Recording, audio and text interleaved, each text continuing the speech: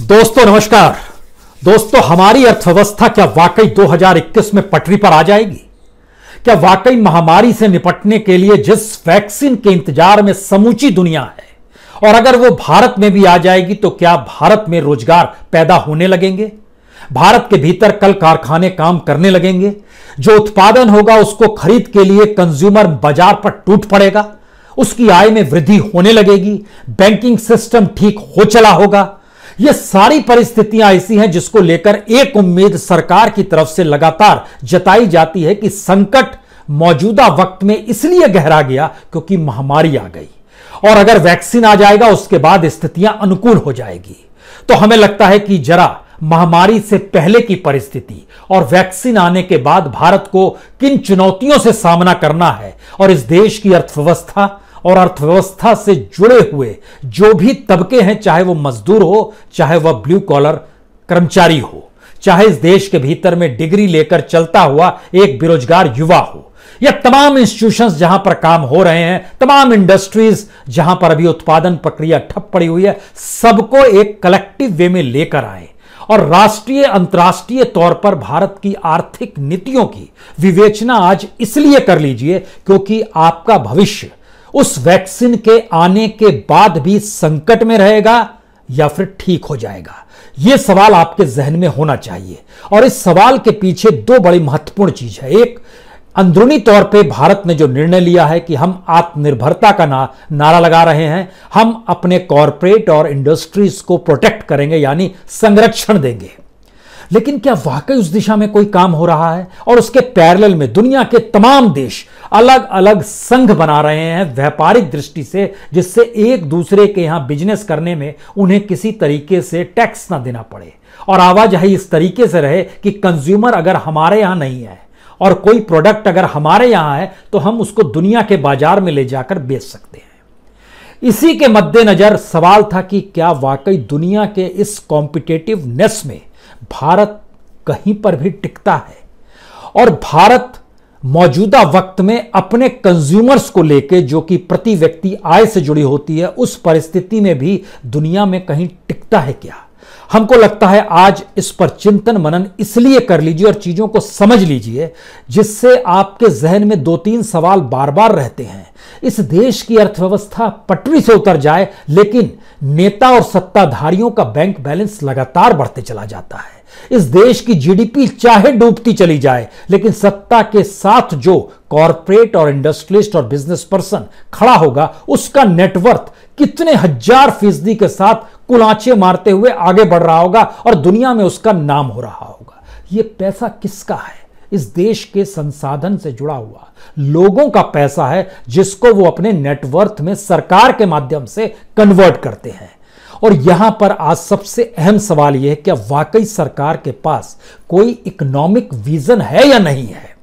हमें लगता है आज इसको परखने की इसलिए जरूरत है क्योंकि पिछले ही हफ्ते जब regional comprehensive economic partnership RCEP चीन की अगुवाई में 15 देशों ने हस्ताक्षर किए, तो भारत ने खुद को उससे अलग कर लिया। कांग्रेस भी उसका विरोध कर रही थी कि आपको नहीं शामिल होना चाहिए, तो मोदी सरकार को भी लगा नहीं शामिल होना चाहिए। लेकिन क्या कांग्रेस हो या बीजेपी हो या इनकी आर्थिक समझ और आर्थिक नीतियां, क्या वो सही है? क्योंकि कहा जा रहा था चीनी माल भारतीय बाजार में छा जाएगा।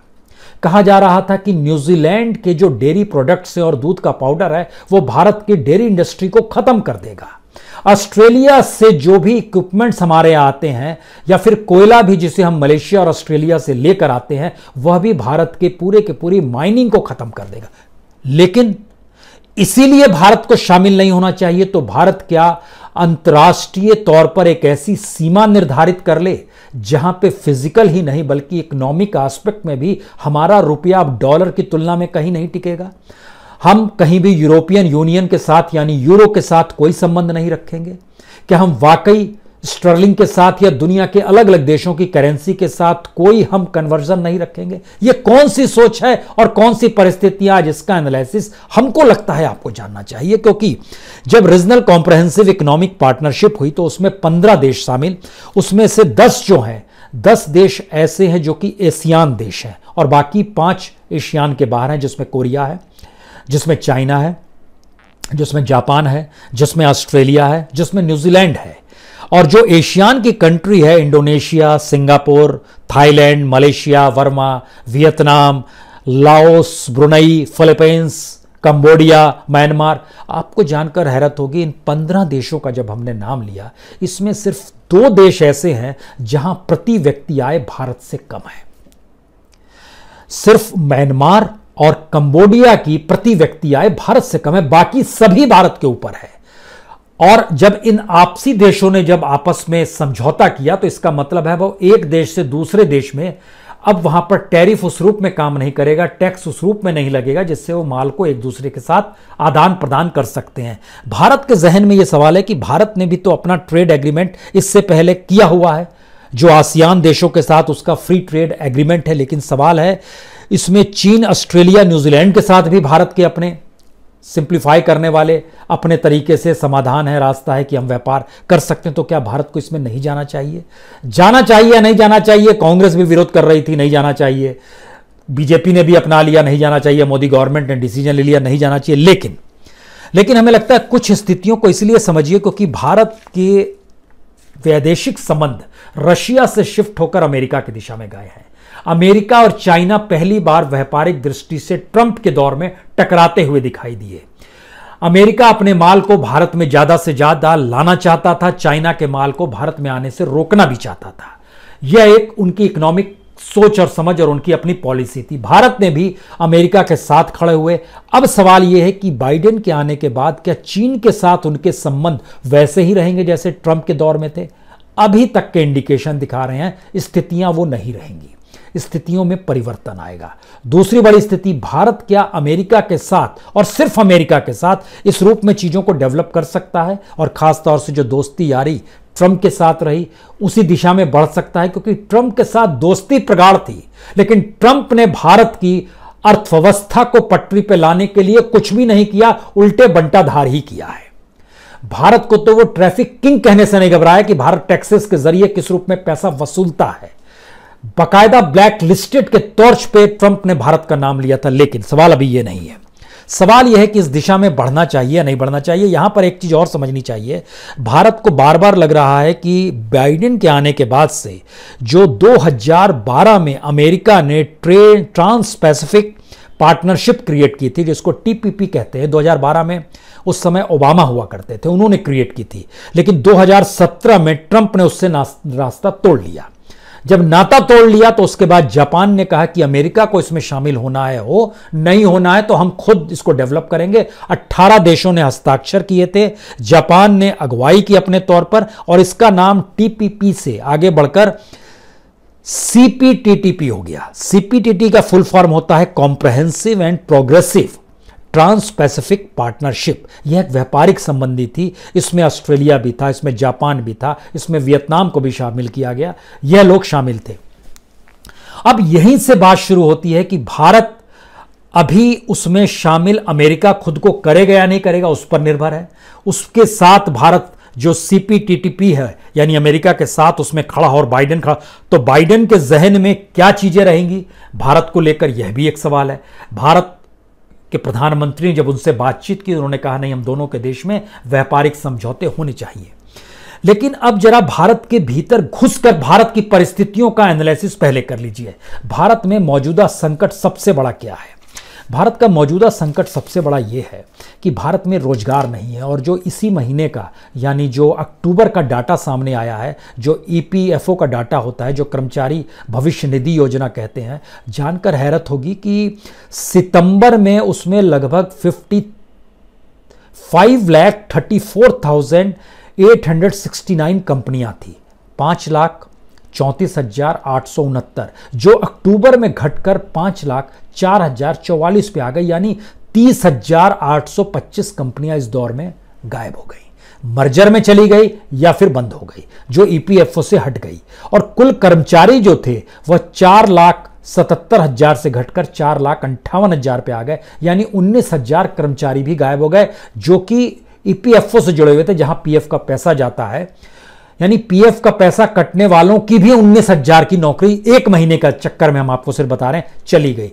इसी दौर में भारत का जो एक्सपोर्ट ग्रोथ है वो -5.1% है, चाइना का 11.4% है। इस क्राइसिस के दौर में भी हम आपको अक्टूबर का डाटा बता रहे हैं, मलेशिया का 14.6% है। इसी दौर में भारत माइनस में जा रहा है। भारत के पास क्या प्रोडक्ट मौजूदा वक्त में डंप करने की स्थिति में है? यहां पे कंज्यूमर खरीदने की स्थिति में नहीं है, तो अब उस कंपनीज को बेचने वाले लोग क्या अंतर्राष्ट्रीय मार्केट में इसलिए नहीं जा सकते हैं क्योंकि दूसरे देश में जब वो माल लेकर जाएंगे तो वहां पर वही माल सस्ते में या तो कोई दूसरा देश दे रहा होगा या वो उसका अपना देश सस्ते में माल उपलब्ध करा रहा होगा, तो आप कैसे ले जाएंगे? इसीलिए ये समझौते होते हैं अंतर्राष्ट्रीय तौर पर कि हमारे माल आपके यहां है, आपके माल हमारे यहां है। भारत के भीतर का नया संकट यह भी आया, खासतौर से जिस कॉर्पोरेट का हम जिक्र कर रहे हैं, देश की जीडीपी चाहे नीचे जाए, देश की इकोनॉमी चाहे नीचे जाए, चाहे सरकार कान खड़े कर दे कि हमारे पास तो पैसा नहीं है, हमको तो डिसइन्वेस्टमेंट से पैसा चाहिए, उस डिसइन्वेस्टमेंट से पैसा आ नहीं पा रहा है, जिसमें खासतौर से हम बार बार उदाहरण भारत पेट्रोलियम का देते हैं, जिसके लिए भारत कहीं एक कॉर्पोरेट ने भी बिड लगा दी है, वेदांता ग्रुप ने। सरकार नहीं चला सकती है लेकिन एक कॉर्पोरेट चला सकता है, वह इंस्टीट्यूशन जिसमें सबसे ज्यादा लाभ है और जो महारत्न की दृष्टि से मान्यता पाए हुए है। यह एक हमारी इकोनॉमिक पॉलिसी का हिस्सा है। दूसरी बड़ी बात क्या है कि जरा भारत और चाइना की परिस्थितियों को समझना चाहिए कि 10 साल पहले अगर चले जाइएगा तो चाइना का जो पर कैपिटा इनकम जो थी, खास तौर से वह तकरीबन 10 साल पहले 1990 में चले जाइएगा तो एक बराबर की दृष्टि थी, चाहे वो मैन्युफैक्चरिंग का सेक्टर हो या दूसरे सेक्टर हो। भारत और उसके बीच में आप तुलना कर सकते थे, बड़े कम का अंतर था। लेकिन 10 साल पहले देखिएगा तो चाइना की 10 साल का मतलब 2010 का हम आपसे जिक्र कर रहे हैं, 2009-10 का, चाइना की पर कैपिटा इनकम थी $4,500। भारत की प्रति पर कैपिटा इनकम थी $1,357। 2019 का डाटा बतलाता है कि चाइना डबल से आगे निकल गया, वह लगभग $10,599 उसकी प्रति व्यक्ति आय हो गई। भारत की 1,357 से 2019 में बढ़कर 2,104 तक पहुंची, यानी 5 गुना अभी भी वो ज्यादा है। लेकिन इस लॉकडाउन महामारी के दौर में प्रति व्यक्ति आय 2,104 से घटकर 1,877 पर आ गई। अब आप कल्पना कीजिए कि जो एशियान के देश हैं उसमें भारत की प्रति व्यक्ति आय तीसरे नंबर पर आती है, क्योंकि म्यांमार सबसे नीचे है 1,407। म्यांमार, आप सोचेंगे हमसे क्या तुलना कर रहे हो, हम तो 5 ट्रिलियन का ख्वाब देख रहे हैं।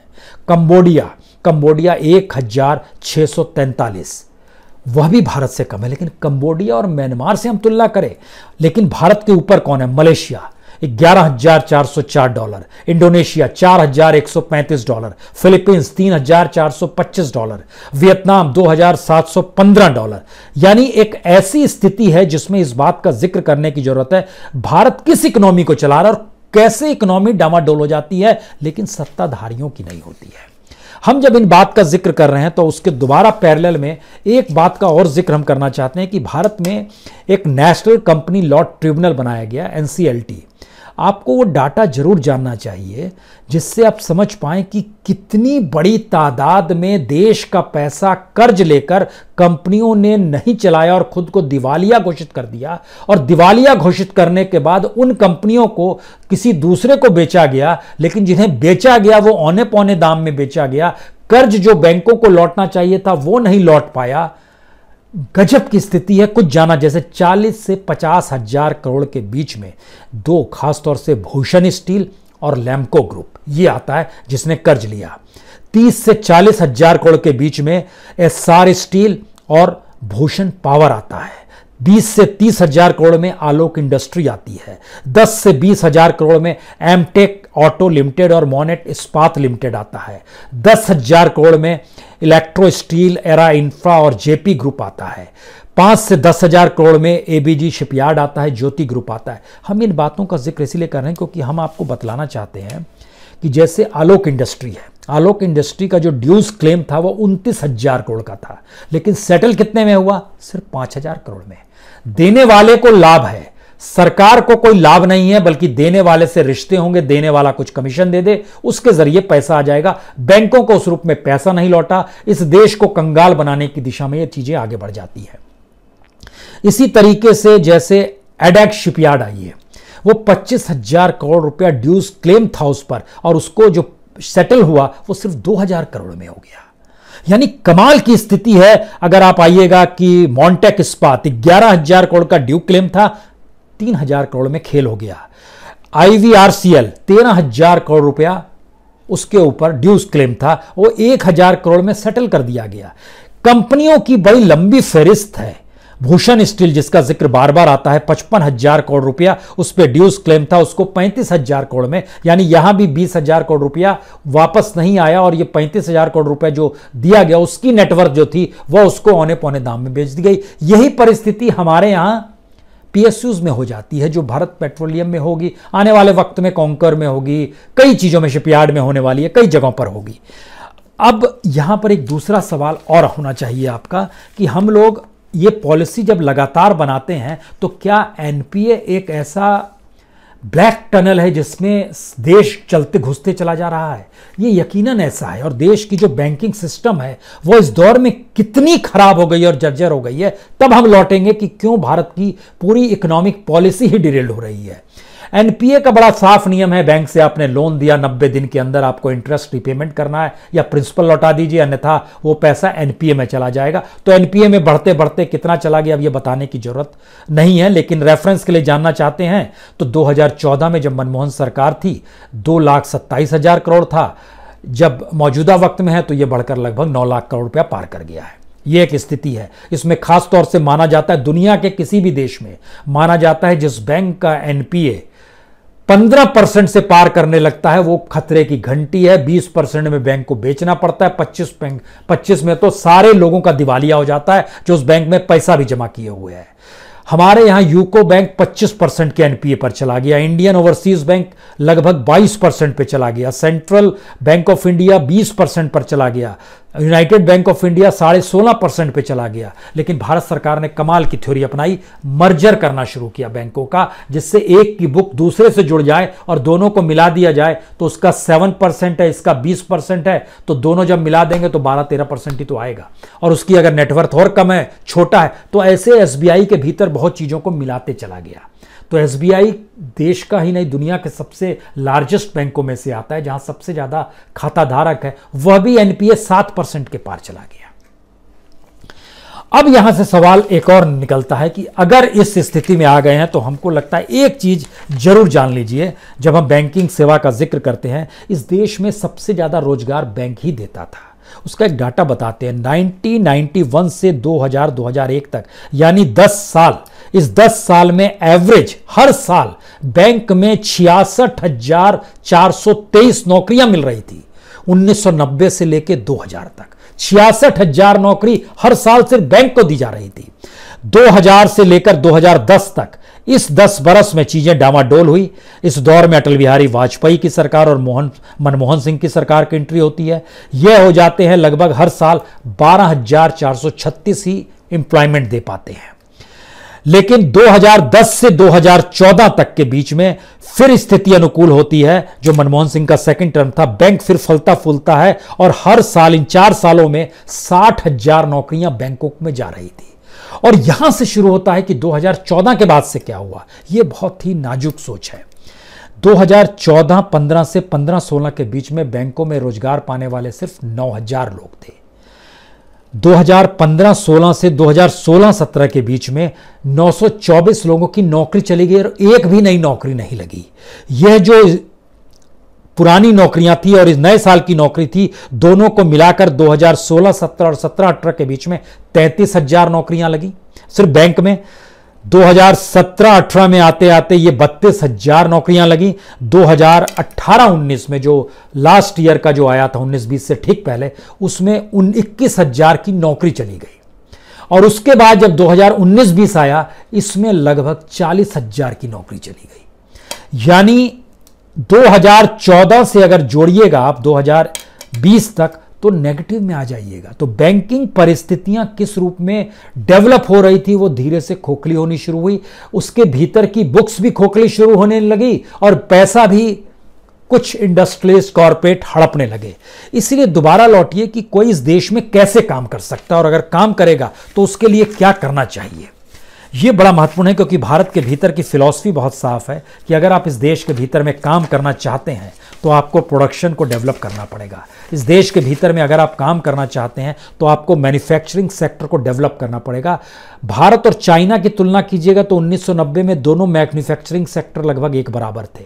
आज की तारीख में चाइना मैन्युफैक्चरिंग सेक्टर में भारत से 10 गुना ज़्यादा है और मैन्युफैक्चरिंग सेक्टर में उसकी इकोनॉमी, टोटल इकोनॉमी का 27% लगा हुआ है। इसीलिए उसके माल इतने बनते हैं। भारत का माल लगभग 13% लगा हुआ है पूरी इकोनॉमी का मैन्युफैक्चरिंग सेक्टर में, यानी 4.5 गुना से ज़्यादा चाइना भारत की इकोनॉमी में, मैन्युफैक्चरिंग सेक्टर की इकोनॉमी में वो आगे है। मैन्युफैक्चरिंग सेक्टर तो 10 गुना ज़्यादा हो गया। लेकिन सवाल है कि दुनिया के बाकी देश भी तो कुछ करते होंगे, भारत ने इस दौर में किया क्या और कुछ वाकई नहीं किया क्या? क्योंकि बांग्लादेश और वियतनाम देखिएगा तो उन्होंने लेबर इंटेंसिव इकोनॉमी को डेवलप किया। चीन को देखिएगा तो उसने लेबर और टेक्नोलॉजी दोनों को जोड़ा। जापान को देखिएगा तो सेकंड वर्ल्ड वॉर के बाद से जापान ने खास तौर से पश्चिम से प्रतिस्पर्धा करने के लिए हर चीज बड़ी तेजी से सीखी, टेक्नोलॉजी को बहुत तेजी से डेवलप किया। स्टील का क्षेत्र हो, केमिकल का क्षेत्र हो, ऑटोमोबाइल का क्षेत्र हो, इलेक्ट्रॉनिक्स का क्षेत्र हो, जापान और दक्षिण कोरिया ने दोनों इस दिशा में बहुत तेजी से बढ़े। भारत ना लेबर इंटेंसिव हो पाया, ना टेक्नोलॉजी इंटेंसिव हो पाया, ना अपने कैपिटलिज्म को और कैपिटलिस्ट को संरक्षण दे पाया। उसने सिर्फ फिलॉसफी अपनाई ओपन मार्केट की। ओपन मार्केट की फिलॉसफी जब पीवी नरसिम्हा राव थे और मनमोहन सिंह उनके फाइनेंस मिनिस्टर थे तब उस दौर को अपनाने की जरूरत थी। लेकिन धीरे धीरे खुद को तो डेवलप करना था। हमारे देश में कोई काम हुआ ही नहीं इस दौर के भीतर में। हमारे यहां क्या, ओपन मार्केट किया, बाहर से माल आने लगा, हमने उसको बेचना शुरू किया, सरकार ने उससे टैक्स लगा दिया, कमीशन उसके पास आने लगा। इस देश में सबसे बड़ी मुश्किल क्या है? गवर्नमेंट पूंजी को लेकर इस देश को ही निचोड़ लेती है, जैसे पीएसयूज का डिसइन्वेस्टमेंट किया जा रहा है। सरकार को जो चीज चलानी है सरकार उसी को निचोड़ने में लग जाती है कि पैसा हमारे पास कैसे आ जाए। हमारे यहां का जो मैनेजमेंट होता है वो इतना कॉम्प्लेक्सिव है और कॉम्प्लेक्सिव होने के साथ इतना पॉलिटिकल मोटिवेटेड होता है कि ना सिर्फ पीएसयू बल्कि जो स्वायत्त ऑर्गेनाइजेशंस जो चल रहे हैं इस देश के भीतर में, वहां के भी बोर्ड्स में सरकार अपने लोगों को भर्ती करा देती है, पॉलिटिकल पार्टी के लोगों की भर्ती। कांग्रेस ने भी यह काम किया है, बीजेपी भी यही काम कर रही है। बीजेपी ने जरा ज्यादा ट्रांसपेरेंट तरीके से बड़ी तादाद में अपने ऐसे स्वयंसेवकों की भर्ती कर दी है वहां पर जो सिर्फ सरकार का गुणगान करें, चापलूसी करें, और उनको बोर्ड्स में बैठाना शुरू कर दिया। वो रिजर्व बैंक का बोर्ड हो या बैंकों का बोर्ड हो, पीएसयू का बोर्ड हो, एनटीपीसी का बोर्ड हो, किसी का बोर्ड हो, उस बोर्ड्स के मेंबर्स को आप देखिएगा तो पता चलेगा उसको कुछ ज्ञान है ही नहीं, तो फिर बोर्ड में क्यों बैठा है? तो सर गिनाने के लिए अपने लोगों को भेज देते हैं। यानी इकोनॉमी पे ध्यान नहीं है, इकोनॉमी को किस रूप में डेवलप किया जाए इस पे ध्यान नहीं है, प्रोडक्शन पे ध्यान नहीं है, लेबर पे ध्यान नहीं है, क्योंकि एक ऐसी अनार्किज्म की स्थिति में हमारा पूरा पॉलिटिकल डेमोक्रेसी चली गई है जहां पर सिर्फ पैसा कमाना है और पैसे के जरिए सियासत करनी है। और शायद इसीलिए हमारा जो लेबर होता है उसको आप ह्यूमन रिसोर्स के तौर पर वैल्यू नहीं देते हैं। जो हमारी इंडस्ट्री डेवलप होती है, जरा सी डेवलप होती है तो पॉलिटिकल पार्टीज पहुंच जाती है वसूली के लिए। थानेदार से लेकर नौकरशाह उससे वसूलना चाहता है, वो उसके लिए स्वस्थ वातावरण है ही नहीं, वो क्या करे? उसकी सारी ऊर्जा व्यर्थ राजनीति को समझाने में और पुलिस थानों के चक्कर लगाने में, या जहां से एनओसी मिलता है वहां पर पैसा देने में निकल जाती है। यहां पर धीरूभाई अंबानी को याद करना चाहिए। धीरूभाई अंबानी कहते थे कि इस देश में काम सब हो जाएंगे, एक हाथ में मैं चांदी का जूता रखता हूं, एक हाथ में सोने का जूता रखता हूं, जिसको जिस जूते से मारना है मार देता हूं, काम हो जाते हैं। और राजनीति तो वह समुद्र है, जितना फेंकिएगा डबल दे देती है। यह इस देश की इकोनॉमी का सवाल है, तो वही लोग आगे भी बढ़े हैं। यानी हमारे यहां की प्रोडक्शन में, फैक्ट्रीज में नए प्रयोग कौन करेगा? नहीं कोई जानता है। जो मजदूर है उसके हुनर का सही इस्तेमाल कैसे होगा? कोई नहीं जानता है। हमारे यहां जो पॉलिसी बनती है वो प्रोडक्शन से नहीं जुड़ती है, पॉलिसी ऐसी स्थितियों से जुड़ती है जिसमें सरकार के पास ज्यादा से ज्यादा अपने हाथ में कैसे कमान आ जाए। इसीलिए अब दोबारा लौटिए उस रिसेप पर, जो comprehensive and progressive trans Pacific partnership, जिसका इंतजार भारत कर रहा है कि अमेरिका उसमें शामिल होगा तो वह भी उसमें शामिल हो जाएगा। और भारत ये सोच के नहीं शामिल हुआ रिसेप में कि चीनी माल भारत के भीतर में आ जाएगा। अब सवाल यह है कि भारत अपने भीतर क्या कॉम्पिटिटिव परिस्थितियों को डेवलप कर पाने में अक्षम है, सफल नहीं है? क्योंकि दुनिया के बाजार में जब आप समझौते अंतर्राष्ट्रीय तौर पर कर रहे होते हैं तो भारत के उन इंडस्ट्रियलिस्टों को, उन कॉरपोरेट्स को, उन बिजनेसमैन को जो कि मैन्युफैक्चरिंग से जुड़े हुए हैं, उनको लाभ मिलता है कि उनका प्रोडक्ट अंतर्राष्ट्रीय बाजार में जाता है, जिसको हम कहते हैं वो एक्सपोर्ट करते हैं। और इस दौर में जब समूची दुनिया एक ऐसे क्राइसिस से जल रही है जहां पर सब एक दूसरे को साथ मिलाकर खड़े हैं, तो आप किस किस को कैसे कैसे रोकेंगे? और अगर रोकेंगे तो आप इतने अलग थलग पड़ जाएंगे कि आपकी इकोनॉमी और आपके नाम, इसको लेकर दुनिया में बहस शुरू हो चली है। IMF सीधे नहीं कह रहा है लेकिन इंगित कर रहा है कि भारत हो सकता है आने वाले वक्त में डेवलपिंग कंट्री भी ना रहे। तो क्या ये अंडर डेवलप हो जाएगा? क्योंकि डेवलपिंग होते होते भारत तो 5 ट्रिलियन इकोनॉमी के साथ डेवलप कंट्रियों में अपना शुमार चाहता था, चाहे वो G20 हो, चाहे वो G8 हो, चाहे वो एशियान कंट्री हो, चाहे कोई भी comprehensive and progressive trans Pacific, किसी भी देशों की कतार में भारत आर्थिक तौर पर सबसे नीचे और सबसे कमजोर क्यों नजर आता है? इतने बड़े देश के भीतर में इतने खनिज संसाधनों से भरपूर और इस देश के भीतर के चंद इंडस्ट्रियलिस्ट कॉर्पोरेट दुनिया के सबसे रईसों में शुमारी क्यों हो जाती है? भारत के पार्लियामेंट की पूरी की नेटवर्थ को अगर जोड़ दिया जाए, जो सांसदों की नेटवर्थ है अपनी, जिसमें राज्यसभा के लोगों को मिला दीजिए, यह मिला दीजिएगा तो अमेरिकी सीनेट भी कमजोर पड़ जाए, अमेरिकी कांग्रेस भी कमजोर पड़ जाए, ब्रिटिश पार्लियामेंट भी कमजोर पड़ जाए। इतनी पूंजी है हमारे पॉलिटिशियंस के पास, लेकिन देश को लेकर इकोनॉमिक सोच नहीं है। और यहीं से वो संकट शुरू होता है कि अगर आपके पास इन चीज़ों को लेकर कोई सोच नहीं है तो आप चीज़ें आगे बढ़ाएंगे कैसे?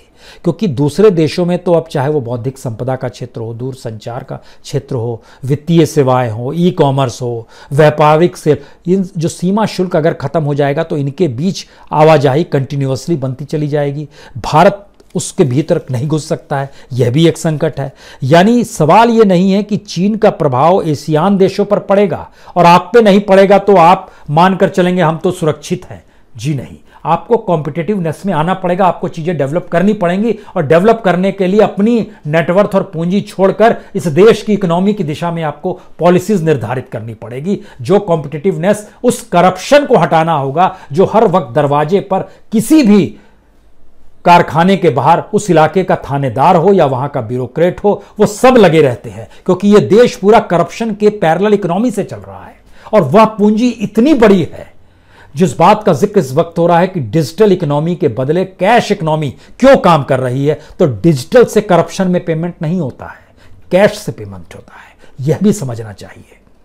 आप उस दिशा में बात ही नहीं करते हैं। इस देश के भीतर में जो भी गवर्नमेंट आती है इस दिशा में जा ही नहीं पाती है कि इस देश के भीतर डेवलपमेंट के तौर तरीके कैसे हों और उसको सही पटरी पर लाने के लिए हमको राष्ट्रीय और अंतर्राष्ट्रीय तौर पर इकोनॉमी का तालमेल कैसे करना पड़े। क्योंकि दुनिया भर में लेबर्स को लेके, वो लेबर्स मजदूर भी हो सकता है, वह लेबर डिग्रीधारी युवा व्यक्ति जो IIT से निकला है, IIM से निकला है, वहां से निकला हुआ भी हो सकता है, जो अगर इनोवेटिव काम करते हैं तो उनका योगदान उस देश की इकोनॉमी के GDP में 3 से 6% के बीच है। भारत में उसका कोई योगदान ही नहीं है और भारत की पूरी इकोनॉमी टैक्स पेयर के पैसे से चल रही है। बड़ी मुश्किल स्थिति है। और इन स्थितियों के बीच में आखिरी बात तो हम एक ही कहेंगे कि अगर इस देश में सबसे संकट के वक्त जिस स्टेट्समैन की जरूरत अभी होनी चाहिए, हमें वो दूर दूर तक दिखाई नहीं दे रहा।